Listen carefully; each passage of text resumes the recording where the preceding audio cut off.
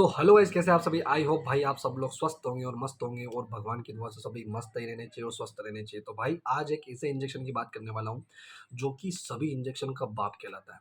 ठीक है, जिसका नाम है पिब्जो। पिब्जो के नाम से हम इसे जानते हैं। इसके अंदर जो कंटेंट होता है पिपरसेलिन टेजोबैक्टम होता है।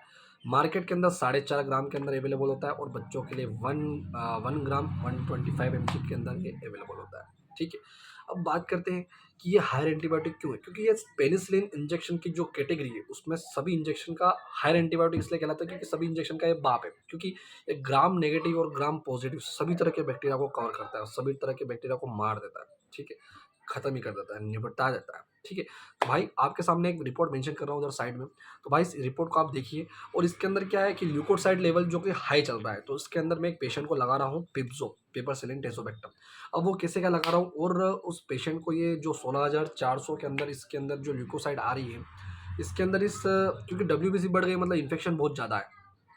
ठीक है, तो इसके अंदर पिब्जो लगा रहा है। तो भाई ये पिब्जो लगाते कैसे क्या है, ये किस तरह से चलता है, इसको ओडी देना चाहिए या बीडी देना चाहिए या टीडीएस देना चाहिए। तो आज उसी के बारे में बात करता हूँ। तो भाई सबसे पहले बात करता हूँ कि पिब्जो कहाँ कहाँ और कौन कौन से इन्फेक्शन पे काम करता है। तो भाई पिब्जो सभी तरह के, जैसे मैंने आपको बताया कि सभी तरह के इन्फेक्शन के लिए कार्यरत है। सभी तरह के इन्फेक्शन के अंदर ये काम कर देता है। जैसे कि नाक का इन्फेक्शन हुआ जिसको हम नेसोगेस्ट्रिक बोल सकते हैं, नेजल कंजेक्शन बोल सकते हैं, कफ एंड कोल्ड बोल सकते हैं, चेस्ट इन्फेक्शन बोल सकते हैं, निमोनिया बोल सकते हैं, मेनिंजाइटिस। उसके बाद लोड्स ऑफ इन्फेक्शन जैसे कि पेट का इन्फेक्शन हो गया, गेस्ट्रोलाइन इन्फेक्शन हो गया।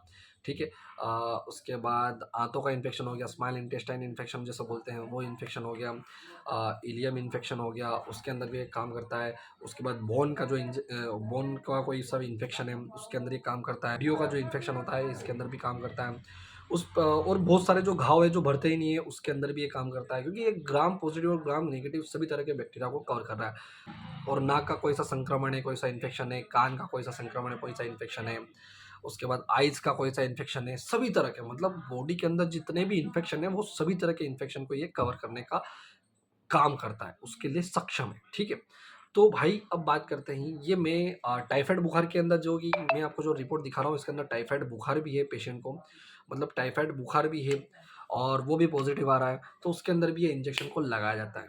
ठीक है, अब बात करते हैं इसके साइड इफेक्ट क्या क्या है। तो भाई साइड इफेक्ट तो ऐसे क्या है कि इसको जैसे लगाते ही इतना हायर एंटीबायोटिक है तो एक तो ये है ना, चिपकू ज़्यादा रहता है। मतलब जो जैसा चिपकता है ना उस हिसाब से रहता है। जैसे हाथ में अगर आ गया तो हाथ चिपक जाएंगे पूरे, मतलब ऐसे हो जाएंगे।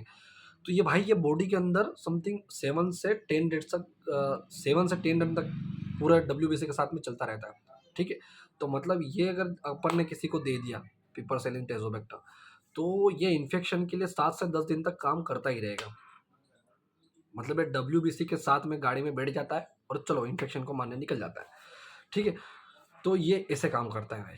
ठीक है, ये बॉडी में ऐसे काम करता है। तो इसको भाई बीडी भी दे सकते हैं, टीडीएस भी दे सकते हैं, पर ओडी बिल्कुल भी नहीं देना चाहिए। क्योंकि एक बार अगर दे दिया तो ये 12 घंटे में वापस कवर करेगा, इतना इन्फेक्शन बहुत ज़्यादा हो जाएगा।